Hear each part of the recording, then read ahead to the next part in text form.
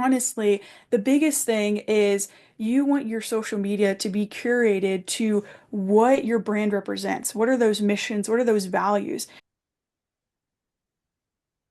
Welcome, everyone, listeners and viewers, to another episode of Yollab Central. Today, I have with me Addie.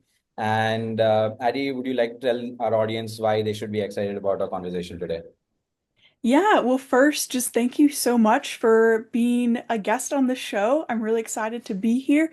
And for the friends who are listening who don't know me, I am an author, multidisciplinary creative, and entrepreneur. So I have my own creative Christian clothing company and also write books. I'm writing my second book, which is a lot of fun. And so I'm excited to have a conversation about entrepreneurship, growth mindset, and honestly, whatever else we get into. Right. The first thing that probably picked my mind is your Christian clothing company. Yeah. I've heard a lot of themes that people open clothing companies about. Can you tell me why you specifically chose this theme? Yeah, so my company is called Gentle and Lowly Co. And so as a Christian, I go to scripture and just as I've been a longtime believer of Jesus, following him for over 10 plus years. And I've always had this creative kind of identity and creativity a part of me. And so really just in my own personal relationship with him, in Mark 10:45, it shows in those words where Jesus came to seek and serve the lost, and he came to serve and his life and to give it up. And so I always love that approach where if you don't know Jesus, if you're not familiar with him, but he did his ministry at 33 years old, and you see a lot of radical acts of service and his love. And so sometimes it can be intimidating to have a conversation about Jesus, if I'm being honest, even over here in America, but wherever you're at. And so I wanted to create just something out of this overflow of just the creativity that I have the skills. I have graphic design skills, social media, photography, and just sharing the gentle love of Jesus, where it is this kindness, this radical opportunity to invite people into a conversation, but also a totally radically different life where following Jesus, it's not an easy thing, but conversations through t-shirts, through sweatshirts, which I just love sweatshirts so much. Um, but honestly, it kind of opens up this conversation to a different way in a life of living that has transformed my life. And so I feel like I have these tools of creativity in my hands. And I feel like if I didn't do anything with them, I'd feel so much regret because I want to tell everyone about this man named Jesus who's changed my life. So I also used to run. The website is Yeah. still up. We have a store called the Static Store, and we Mhm. just do random designs on it. But then Yeah. I want to talk about how t-shirts or clothing can become conversation starters, as you mentioned, right? It's difficult to open conversations. And how have you felt that your merch or your Christian clothing company has Yeah. become a conversation starter for your customers or people who wear them? Yeah, absolutely. Great question. Love this question. So I am over here in America. Chicago is probably the closest, bigger city that I'm close to it in northern Indiana, but just north of Indianapolis and kind of the country. So it is a smaller town, but we have quite a bit of farmers markets or local markets, but I've traveled up to different neighboring states and cities. So like Grand Rapids, we're going to go to Franklin, Tennessee, which is near Nashville, Tennessee this summer, which I'm really excited about. But the coolest thing is wherever I go, there is a very clear opportunity because it's pretty clear in the title and then in the conversation of when I just talk to people of like, oh yeah, the gentle love of Jesus, you kind of know what we're about, which honestly, I always want to have people to have a conversation. But when I go to my, local farmers markets, there's either conversations I have with people where we're totally different backgrounds of life. And I honestly love that so much because I get to hear their story, get to hear their part of what they're doing. And I've also had other opportunities and conversations where just connecting me honestly among other believers that I honestly wouldn't know because if you know anything about probably over here in, Western culture, we have a lot of churches, a lot of opportunities and places to go. And so sometimes I think the opportunity we can be missing though is to connect with our other, we would use the language and the terms brothers and sisters in our faith. And so that has been the coolest thing in all honesty, where I would use this language where like divine encounters, where I believe God is just putting us in each other's path. And so now the cool thing is people who were once strangers, now they get to become my friends in a different way where I'll have people come back at different markets I've come over again and again, and they're like, wait, you were going to be here? I wanted to come and see you, Addie. And I get to hear a little bit about what their life, what they're doing, and even just writing my book. That's been a huge connector, just about community. And I feel like Jesus offers this radically different way to live a life in community and fellowship with people. And so, in all honesty, the conversations are a tool through t-shirts, through designs, but it's one thing to wear a t-shirt and it's another thing to have a conversation and to sit with someone or to break bread with someone. And that's the heartbeat of everything. And that's why even I love podcasting because we get to do that as well here too. Yeah, I mean, podcasting has helped me connect with different people Mm. across the globe. Just Yeah. talking, having conversation like that. And yeah, the great part about t-shirts itself, I mean, there are, I mean, obviously there's one theme that you are exploring, God, but Mhm. we have a lot of designs which are anime related. Yeah. And every time, I mean, I wear a t-shirt of my own, I Mm. go out, I just, day before yesterday, somebody saw my t-shirt and said, that design always cracks me up because that that's how the theme Yeah. is, right? And that's how community is built. You see something that you Mhm. relate to and probably things like that. Now, when we talk about community, you also mentioned that you got a lot of social media experience. You mentioned Yeah. that between. So how has this helped? Because this theme is Mm. probably something that a lot of people relate to, especially Christianity and in America. And in social media, creating that click with the audience, is that easy or are you finding it difficult? How's it been? Yeah, so I have grown up with social media. I'm 27 right now, and it is interesting. Like, I can remember when I had asked my parents to get an email address. That was a big deal, or when I got my first phone, and even when I made my Instagram and Facebook. And I was on the later side where my friends all had it first. And so it's interesting to see this trend over time. Even my very first jobs, one of my first jobs was starting an Instagram account and like creating content. They're like, what do we call you, Addie? And now we would say, oh, that's a marketing manager or a social media marketing manager. So it's so cool. I was doing these types of jobs before I went to college, before I went to art school. And the unique thing is I've been able to kind of adapt. Adaptability is such a great skill to have where you're able to really understand a brand or a mission and you can apply that to anywhere. But especially as a creative and a graphic designer, if you have some of those other assets of photography or video or graphic design or copywriting and even website building, you're going to be able to better understand how all the pieces work together to connect with people in the different facets or different avenues that they're in.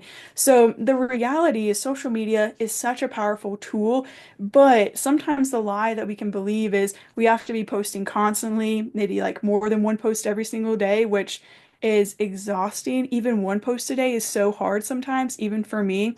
And so honestly, the biggest thing is you want your social media to be curated to what your brand represents. What are those missions? What are those values? And so for right now, in all honesty, we're recording this. I don't love to put timestamps on recording dates, but we're about to enter into a new month and I'm going to be taking that month off of social media. And I've made a video about to tell it to all of our friends on Gentle and Lowly Co. and saying, hey, we're going to pause down because I want to connect more with people around me and also just get back into those hobbies that I think God has given us. But also, it's like, okay, I'm inviting and extending a baton to people to say, hey, come alongside of me and let's learn and discover more about this certain practice that we're going to be a part of in a community. And my hope is that that will draw more people who are like-minded in community to one another, where it'll be like, hey, that's really interesting. I have a really shared interest in that. I think I want to go and be a part of that. So I would say, whatever you're going to want to post online, just really asking yourself the question, would that be the same version of myself in person? And if it isn't, then maybe take a step back and just kind of recalibrate that and ask. But there's really good strategies where we're even in my full-time job, kind of getting ready for this big giving campaign that we do. And it's so much fun to create different types of content, but just be strategic with how you multi-purpose content where you think about, okay, we have X or Twitter, which is kind of going away, just being updated with trends. Then there's Instagram, Facebook, YouTube Shorts. So really kind of thinking, okay, if we're going to post reels here, can we post them somewhere else? But can we reformat them to really make them engaging and really reach our target demographic and our audience? But I always go back to that core thread of building community wherever you are and thinking, okay, is this an invitation for people online, but also in my real life when I'm out and about just in everyday living? Right. Now, it's great that you mentioned about building community. But yeah, before that, it's great that I did not ask about your age. But yeah, surprisingly, we're uh, of similar age, plus and minus. So yeah, feels great to be talking to someone of the same generation because we relate to social Yeah. media differently, right? And then Hmm. Yep. when it boils down, we have to build community across what we are trying to sell or progress or talk about to our audience, right? And that's how it is. And I like the idea that you want to take a break and that too on a strategic company level and you set that expectation across. Um, uh, how would you say that you would be spending that time? I mean, when you have an active Instagram account, that the audience is waiting for one post a day or probably a reel a day, but then suddenly they have nothing to look forward to, probably, and then you will go off for a month, probably say touch people offline, and then connect with them, right? So that's how I'm guessing that you want to do. And after a month, you'll have certain new ideas that you want to probably try out and things Mhm. like that. You want to shed some light on that as to what you're planning to do? Yeah, absolutely. I think this is a great question because I've always heard it said that clarity is kindness, and maybe that applies to, different avenues of friendship or just relationships. But even honestly, online, we're cultivating those relationships. So clarity is kindness and communication is key. And I have to plug, I love Donald Miller with StoryBrand and all of the tools that they're developing over there. I can provide some links afterwards too for that. They're really great solutions, a lot of good business building tips. But what I would say is I've thought about through this kind of strategic communications where, okay, people are going to go online and they're going to be like, wait, where's Addie? Where's all the stuff? Where's the collections? Where's my dog Kodak, right? Even if they like animals. So thinking about, okay, are there any key points where I could be missing an opportunity for connection, honestly? So on our Instagram, I'm going to have a kind of a variety of posts where we usually do like a weekly social media post for the podcast. So that will be kind of a first update. And it's also going to go out on a date that is not our normal scheduling date. So it'll be a little bit of a surprise, but that'll be kind of like the last day I'll be online. So I'll just be like, hey, this is what we're doing, invite you into. We're calling it a Summer Sabbath, which is really fun. And that's a whole, kind of more Christian discipline or practice. You can learn more about that. At really honestly great resources. Practicingtheway.com is really great.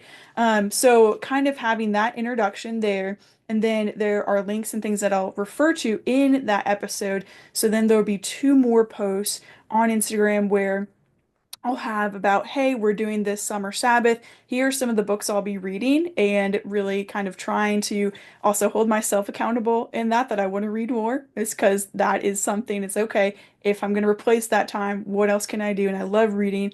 So really focusing on books about this topic, kind of about, how do we maybe reclaim our time or that growth mindset, or even just kind of building habits and building healthy habits and things. So that will be another opportunity for people to invite into if they want to slow down, they want to join this digital fast. Then there's also going to be another resource with previous podcast episodes. So let's say, hey, if they're new here and they've missed a couple episodes or conversations, they can go back to the first quarter of like our favorite ones and can pull those out. So there's a lot of moving parts, but then we'll be on YouTube, and that last episode will be then our trailer video. So anyone who comes on it, they'll be like, "Oh, what is this? This is a little bit different. This is interesting." They'll kind of get the gist of it. Then also like on our website, so like our shop page and our main website, I'll have a pop-up that will say, "Hey, we're on pause. We're practicing Summer Sabbath." And then even on Instagram for an automated message, like an Instagram DM, I'll even have some language of saying, "Hey, we're going to be on pause. We're practicing this. We'll be back in June." And then lastly, even in my email inbox too, having those things. So thinking through all of those avenues because clarity is kindness, in all honesty.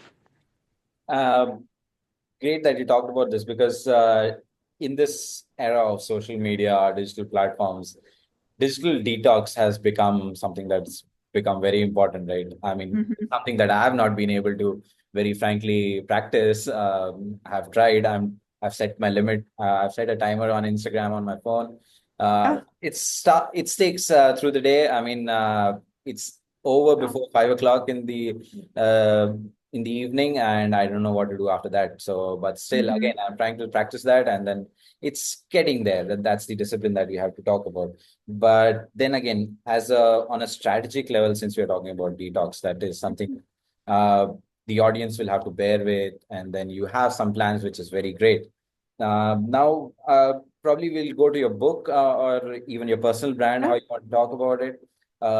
When you have multiple avenues, right? You have Hmm. YouTube, you have Instagram, Facebook, LinkedIn. Yeah. What's your favorite social media platform? I mean, I know we're still in the same generation. I don't know which ones you prefer. Mhm. I like LinkedIn a lot and Instagram next, but then let's see what you got. Well, okay, in all honesty, I probably was first more of like a consumer or fan of YouTube, Uh, like throwing it back, like, with YouTubers just doing funny, silly skits and things. And that's probably one of my first earliest introductions to YouTube. And so I've always loved the idea of creating on YouTube and all of those things that kind of go along with it. But probably in all honesty, the first one is Instagram that I probably love the most just because it's really easy to connect with people there and also have so many of my friends who are still active on it. So yeah. I feel like I get real-time updates from friends and some family, more families on Facebook, if I'm being honest.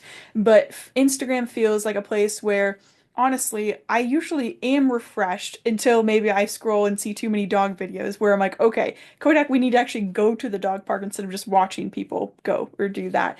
So Instagram is honestly my favorite one, and I love to get to share what I'm doing with friends or going to a concert or things like that. Now, in our generation, Facebook has become almost obsolete, especially for our Yeah. the age group that we are in. Mhm. For the previous generation, it's still on. They're still pretty active there. Yep. Uh, Now, I want to talk about engagement a little because in Mm. just the previous episode, we talked about how when you have comments on LinkedIn, you can actually go back to see who the person is. But Yep. and be it positive, be it negative, be it nasty, you can just go back and see, okay, what was probably you could gauge what the person was going through, but then you have no idea who it is on YouTube or probably Yeah. even Instagram, you have no chance of gauging what the Mhm. person was thinking. How have you been dealing with the nasty comments or even Mm. positive comments, if you want to mention? Yeah.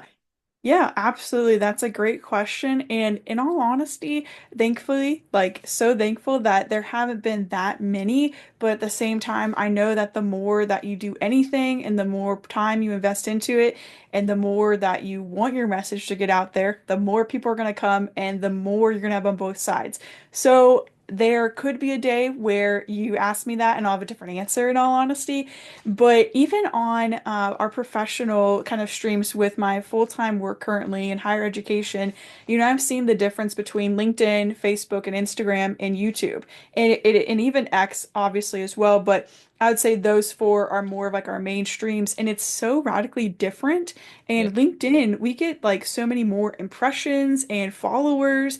And then because I've started posting YouTube shorts strategically, then we got more subscribers. And I think we had like 100 and something. Now we're at 256 subscribers. And so it's really cool to see this engagement and change. But Mhm. then between Facebook and Instagram, it seems so much harder in a sense to be consistently in that engagement. It's more like incremental moments. So when I do analytics from year to year, okay, it looks amazing. But in all honesty, I'm really thankful to see the types of community that I am in those spaces where it's more celebrating the people who are receiving awards or kind of in these different studies. We're also releasing books and things. And then even on my personal kind of avenues, when I post things on Facebook on my personal page, then there's more friends and family, from long time, just, growing up. And usually it's a celebration, which is really encouraging. But, every once in a while, there can just be different things, that are unfortunately are just happening in our world where, we need to take a pause or maybe take a beat, from social media, or we're seeing a lot of things and it can get us kind of, make us feel all those feelings. And maybe we need to pause, before responding to things.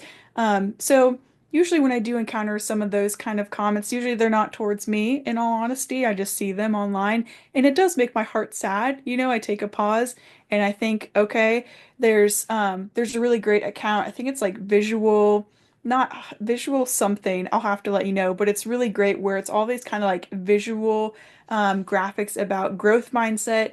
And you've probably seen this graphic where it's like all these circles filled in, and we only see one part of this person's day, and there's all these different other pieces to this person's day.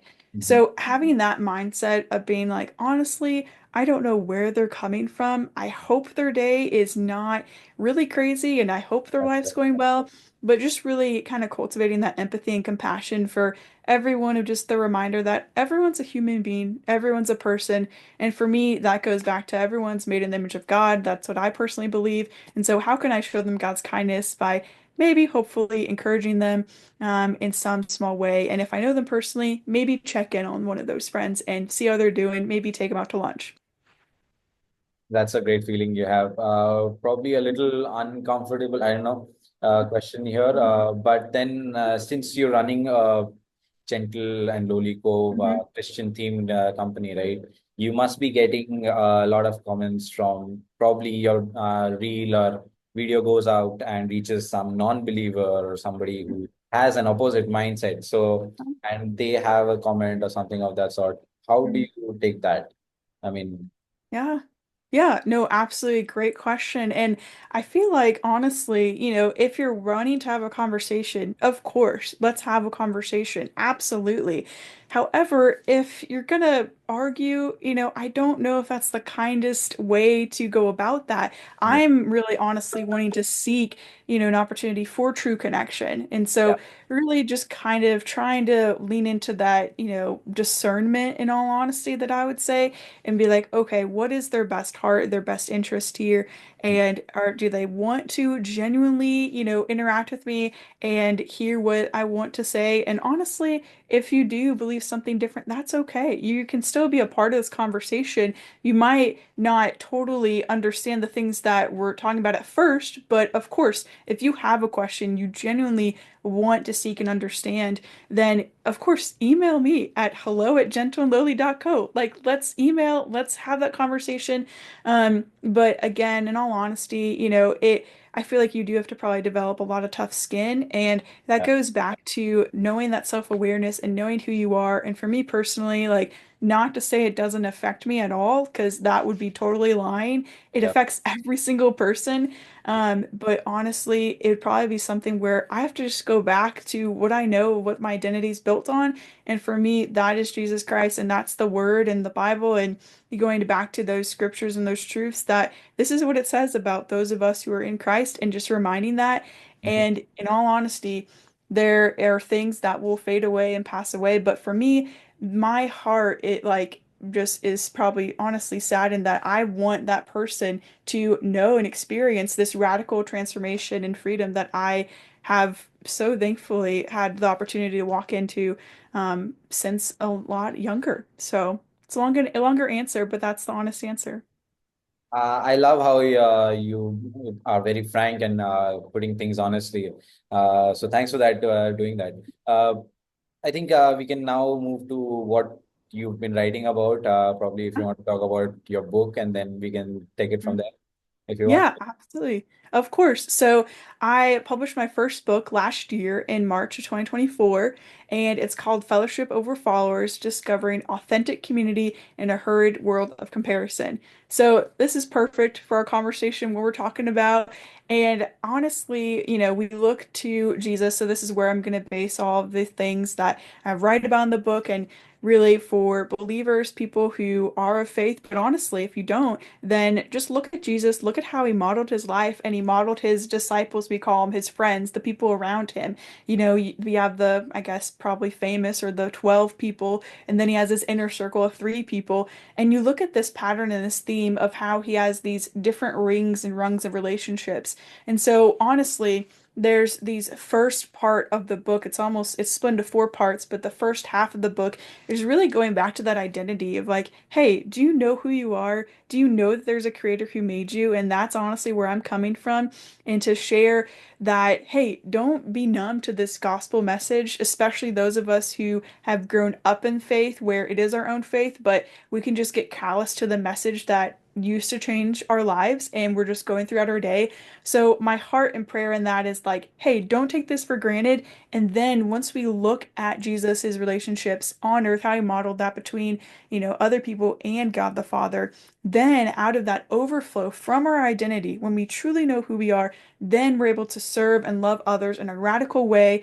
And for believers specifically, God truly calls us into this really unique life of fellowship where we're not just going to a service or going to church, going in and out, where we actually know the people who we're sitting next to and saying, hey, oh, I know that family. I know their daughter's going to graduate high school. Oh, I'm going to go to their party. I'm not just going to go to it, but I actually am going to get them a gift or going to follow up with them maybe after they go to college. Things like that. Or we're going to actually get together for coffee or dinner where you are actually rubbing shoulders with people. And when, a tragedy or something hard happens, you're going to be hopefully the first one there to show up or just to sit or the first one there to send a text or send a card, whatever that looks like. But I think it looks more than just going to church and sitting down. It looks like breaking bread with one another. Now, running a business and then writing a book and trying to sell it is two different things. I mean, they're all Yeah. about selling stuff, but then again, having a book written down and then trying to do promoting it is a different ball game altogether. Mhm.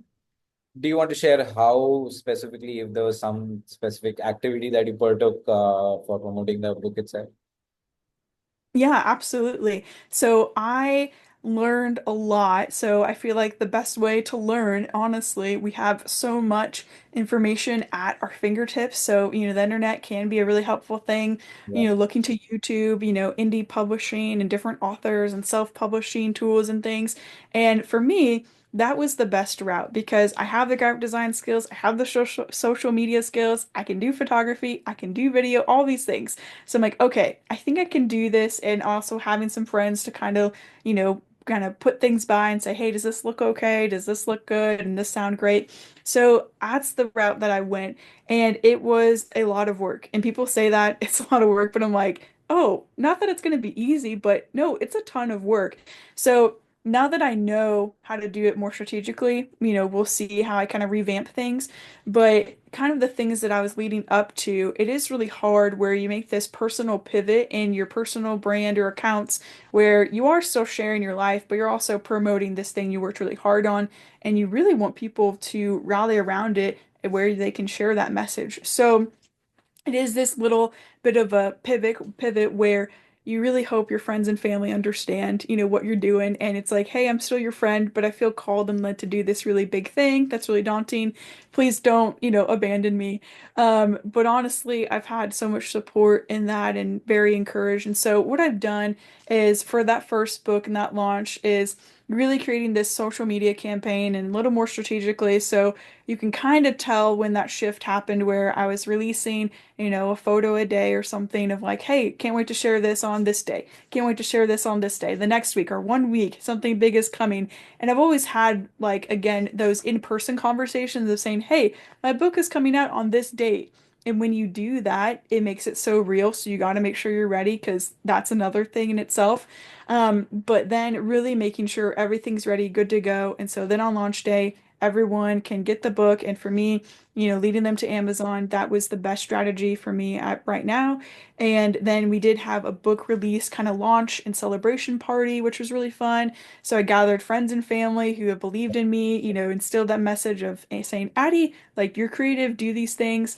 And really don't want to take them for granted because without them, I wouldn't be here. I wouldn't be the person I am today. So do not disregard the people who helped cultivate the adult that you are today. So that was a really great opportunity where we sat down. I had a guest host interview me who's also writing a book, and she asked me questions about it, and I got to share my heart. So that also got me familiar a little bit more with public speaking, which is another avenue, which is, a hard thing to kind of cultivate that and get some reps in when you've never done it before. So there was those kind of two strategies. And then I also have my podcast as an extension of Gentle Lowly Co., where we get to have more conversations like this. And then what I did is I invited friends or different guests to be like, hey, can we go on, and can we talk about one chapter in the book? So we're going to unpack this one idea. So previous pastors from college or different author friends, where, talking about comparison and how we can get untangled out of the trap. And I saw a lot of good engagement and some new friends kind of come along that, but also it took another chance of me saying, hey, like extending that baton and be like, hey, would you come and do this thing? You don't even know me. Would you want to do this? And I think that is the best thing is sometimes you think, oh, no one would want to collaborate with me. I don't, it's like, oh, I'm not that big or anything. I don't have that big many friends or audience. And you think, honestly, there are so many people who want to encourage one another, and that's my heart. And so I get so excited when someone invites me to do that. And I'm just always blown away by God's kindness in the way that people are like, of course I want to do that. And even asking my personal close friends who were like in the book, I was like, would you be willing to like interview me? And I've been blown away that they've just been so kind and be like, of course, Addie, like this makes total sense. And just having their support means the world. But really diversifying those different avenues. So you think, okay, there's social media, but then there's also YouTube and the podcast. Those are different buckets you can put into. And even now, I would even have another touch point, even, following up, writing personal thank you notes. That feels kind of archaic, but to me, handwritten notes are one of the Yes. biggest ways to show gratitude and appreciation. Now, one takeaway that I want the audience to take from that is any corner of the world you go, friends and family are always your first supporters. I mean, that's what you expect them to do. And then, I mean, you're free to have that expectation. And then probably friends and family are there for that, like, basically to help you take those first steps where you might be judging yourself as to, can I take this? Can I not take this? But then, yeah, that's what they are for. And then faith is basically what gets the world Mhm. going in some sorts. So yeah, thanks for that. Thanks, Addie, for joining me in on this episode of Yollab Central. Before we close, do you want to share any contact details or somewhere people can check out what you've been doing? Yeah, absolutely. Of course. So the best way to stay up to date with everything I'm doing is addisonott.com, which is ADDISON, then OTT.com, and then gentleandlowly.co is our socials. You can go on Instagram, Facebook, and follow us there, and we can have a conversation and be friends. Great. Thank you so much, Addie, for joining me in for this episode on Your Lab Central. To the listeners and viewers, if you like the show, if you like the conversation, do leave a like. If you want to comment, you can comment. If you want to get in touch with Addie, you can get in touch with her. And don't forget to subscribe. So thank you for joining us and have a great day.